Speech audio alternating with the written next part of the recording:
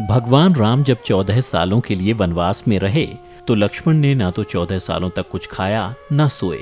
जबकि माता सीता का रावण ने जब हरण किया तो उन्होंने खाना ही त्याग दिया। वो लंका में कई सालों तक बगैर कुछ खाए पिए रहीं। लेकिन क्या आप जानते हैं इसके पीछे का रहस्य, कि आखिर कैसे माता सीता इतने सालों तक अन्न का एक भी दाना ग्रहण करे बिना ही जीवित रहीं? आइए मिलकर जानते हैं। तो मित्रों नमस्कार और स्वागत है आप सभी का एक बार फिर द डिवाइन टेल्स पर। ऐसा कहा जाता है कि माता सीता ने एक ऐसा खास आहार ग्रहण किया था जिससे उन्हें भूख का एहसास ही नहीं हुआ। हालांकि दूसरी वजह यह भी थी कि श्री राम से वियोग के दर्द में माता सीता भूख, प्यास और नींद सब कुछ भूल चुकी थीं। वन में श्री राम अपने अनुज लक्ष्मण को जब भी खाने को देते थे वो अपनी शक्ति से उसे अयोध्या पहुंचा देते थे।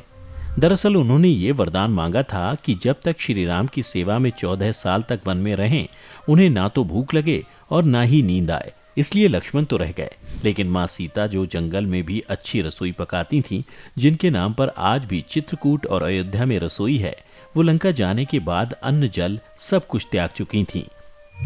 रावण चूंकि राक्षसों का राजा था, वहां विभीषण को छोड़कर सभी लोग असुर प्रवृत्ति के थे। माँ सीता लक्ष्मी की अवतार थीं, इसलिए असुरों के यहाँ पानी भी नहीं पी सकती थीं, खाना तो दूर की बात थी। इसलिए जब रावण उन्हें ले गया तभी त्रिजटा नाम की राक्षसी ने कहा कि हे सीते, तुम महाराज रावण की बात मान लो, तुम्हारे लिए राजमहलों की तरह अच्छा खाना लाती हूँ, खाना खाओ और रानी की तरह रहकर आराम करो, वरना हमारी तरह और भी राक्षसनियां तुम्हें डराएंगी। हमें असुर राज रावण का आदेश मिला है कि जब तक सीता बात नहीं मानती उसे तरह तरह से डराओ, धमकाओ और खाने पीने को कुछ भी मत दो। हालांकि कुछ दिनों बाद रावण फिर से अच्छे अच्छे पकवान लेकर सीता के सामने आया और उन्हें मनाने की कोशिश की। यहां तक कहा कि मंदोदरी जैसी रानियों को भी मैं दासी बना दूंगा अगर तुमने एक बार हमारी बात मान ली। लेकिन माँ सीता ने उसकी बात नहीं मानी। जब वो अशोक वाटिका के नीचे वियोग में बैठी हुई थीं और एक एक दिन गिन रही थीं कि कब प्रभु श्री राम आएंगे और उन्हें ले जाएंगे, उसी वक्त इंद्रदेव को यह आभास हुआ कि हमें माता सीता के पास चलना चाहिए। वो कई दिनों से भूखी प्यासी हैं।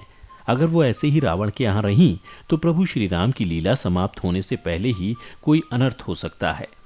इंद्रदेव जैसे ही माँ सीता के पास अपने वेश में पहुंचे, सीता को लगा कि रावण ही वेश बदल कर आया है। उन्होंने बातचीत करने से भी इनकार कर दिया। इंद्रदेव अपने बारे में बोलते रहे और सीता चुपचाप सुनती रहीं। जब माँ सीता को यकीन हो गया कि ये रावण नहीं साक्षात इंद्रदेव ही हैं, तो उन्होंने कहा कि देवराज इंद्र, आपने यहाँ आने का कष्ट कैसे किया? आप प्रभु श्री राम को ये संदेश क्यों नहीं देते कि मैं रावण की कैद में अशोक वाटिका में हूँ, ताकि वो मुझे छुड़ा ले जाएं? तब इंद्रदेव ने कहा कि मैं आपको ले जाने नहीं बल्कि आपको कुछ खाने के लिए देने आया हूँ। ये पायसम खीर है जिसे खाने से आपको लंबे समय तक के लिए भूख नहीं लगेगी। क्या पता आपको यहाँ रावण की कैद में कब तक रहना पड़े। ये हम भी नहीं बता सकते कि प्रभु श्री राम कब तक यहाँ आएंगे और आपको छुड़ा ले जाएंगे, लेकिन ये जरूर आश्वासन दे सकता हूँ कि प्रभु श्री राम यहाँ जरूर आएंगे। माता सीता ये सुनकर थोड़ी विचलित जरूर हुई, लेकिन उन्होंने इंद्रदेव के कहने पर पायसम खीर खा ली और उसी के सहारे वो रावण के यहाँ जितने साल तक रहीं, जिंदा रहीं। रामचरितमानस में इस बात का उल्लेख है कि जब हनुमान जी अशोक वाटिका में आकर भगवान श्री राम का गुणगान कर रहे थे, तब भी सीता माता को उन पर आसानी से यकीन नहीं हो रहा था। लेकिन चूंकि इंद्रदेव एक बार दर्शन दे चुके थे, इसलिए उन्हें लगा कि हो सकता है कि कोई प्रभु श्री राम का भक्त हो। जैसे ही हनुमान जी ने अंगूठी गिराई, माता सीता को यकीन हो गया कि ये कोई मायावी राक्षस नहीं बल्कि प्रभु श्री राम का भेजा हुआ दूत है।